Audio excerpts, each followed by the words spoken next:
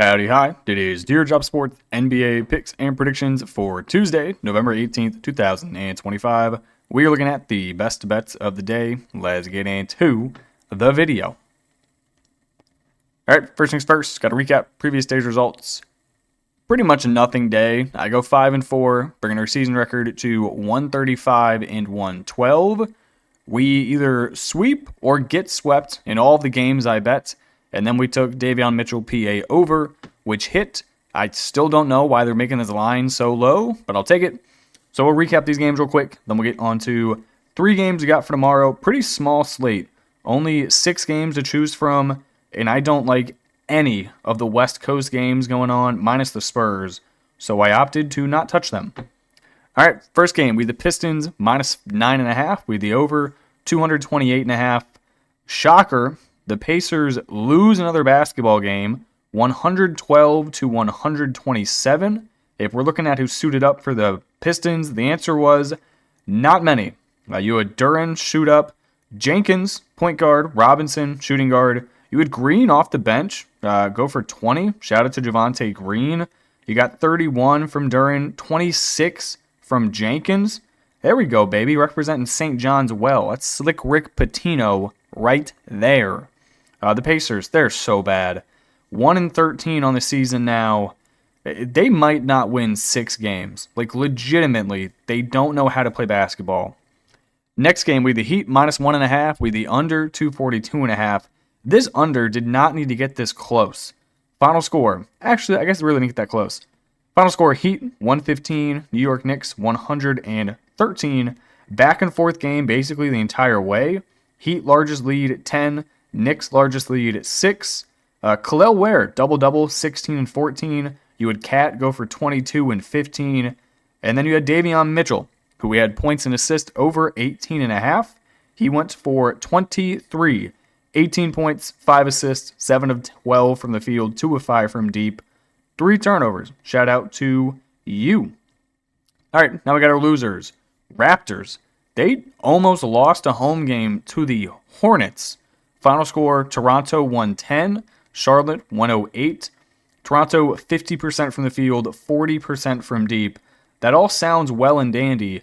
They lose the rebound battle by 9. They lose the turnover battle as well at home. Not ideal. You had Brandon Ingram go for 27. You had Scotty go for 16. They had 6 different dudes in double figures, but all with too many turnovers.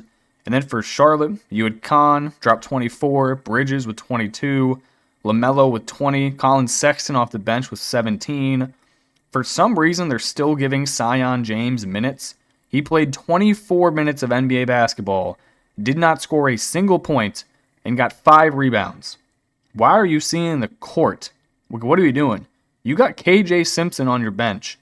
I like KJ Simpson a lot more than I like Zion James, especially if you're using them both in the shooting guard role.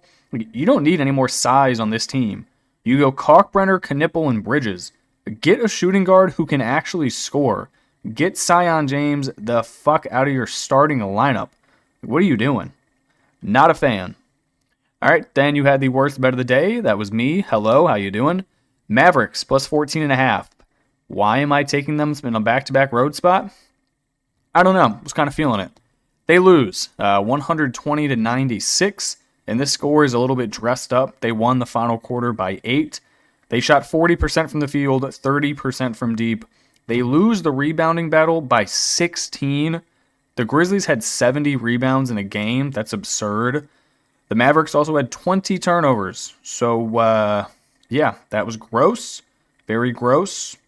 I do not want to do that again. Now we know. Mavericks, back-to-back with travel. No go. Don't do that.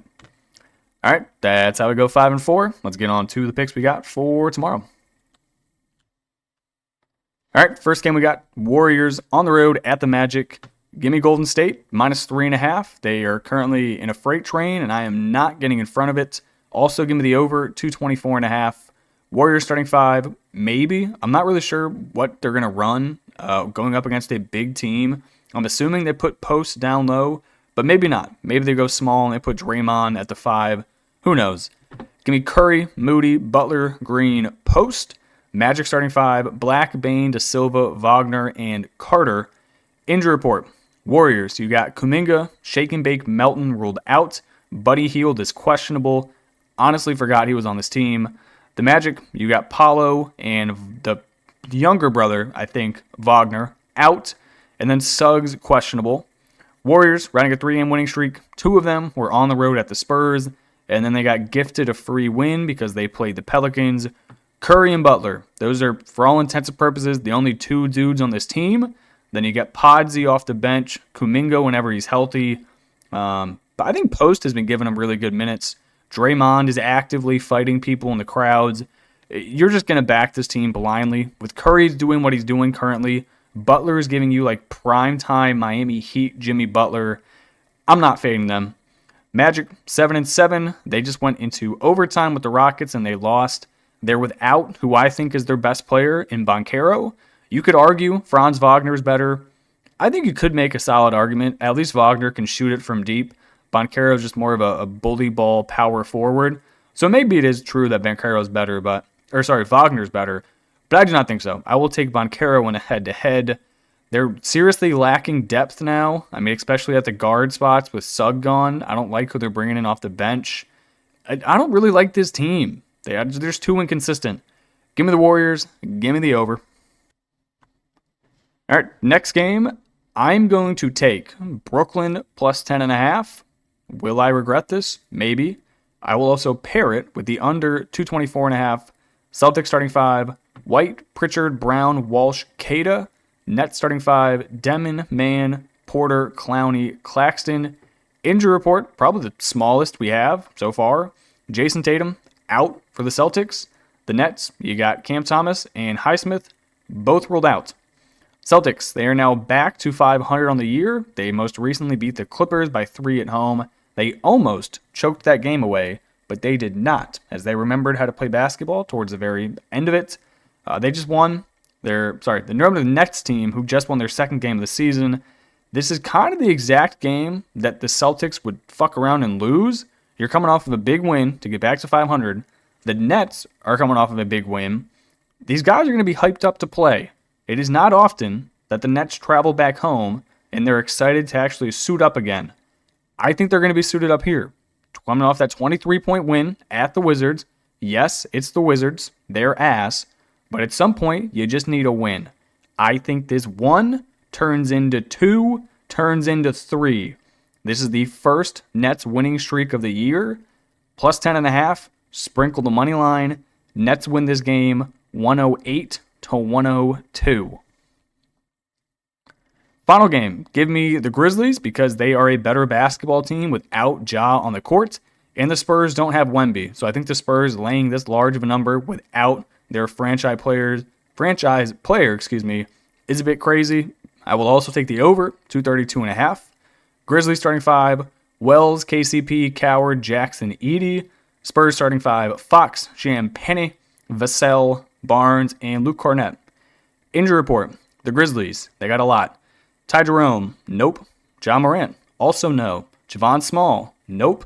Clark, no. Young, Pippen, no. The Spurs, you got Harper, McLaughlin, Castle, Wemby, all said bye-bye. Semi-weird game, considering the Grizzlies have all these injuries, but I think they play better basketball without Ja on the court, and you now have Edey back in the lineup. Ja Morant, I think he's still shooting under 20% from deep this season. He turns the ball over like 6 times a game. He's very selfish. He just runs at the hoop with his head down and tries to put it up. I don't like that. With him being out, they're going to try to play through Jackson and Edey down low, along with Coward in transition. Coward in transition is a mean man. I watched a highlight reel of him prior to posting this video. He's doing some nasty things. Spurs, they did win their first game without Wemby down low, but it was against the Kings. I am not laying 5.5 points with this Spurs team until they beat a real team without Wemby. So I think this is almost an auto bet with the Grizzlies. You're without Ja. That makes you better. And the Spurs don't have their big man. Sign me up. Give me the Grizzlies. All right, then our one player prop. Give me Cedric Coward. Points and rebounds over. No Ja. Spurs going to be focused on stopping two people. That is the big men, Jackson and Edey down low. That should leave Cedric Coward at the 3 spot to do basically whatever he wants. And if you watch Grizzlies basketball, you know every single time in transition, Ja has the ball in his hand. They're going to need someone to pick that up. You could see Jaren Jackson trying to run point forward, but I don't think that's going to happen. Edey's not carrying the ball. KCP is not bringing the ball down the court in transition. So it's going to be Coward or Wells. I would rather go with Coward just based on the size disparity. He drives the hole, gets to the free throw line a lot. His 3-point shot's been great recently. Cedric Coward, points and rebounds, over. And that's it. I appreciate you guys tuning in and watching. I will catch you in the next video. Peace.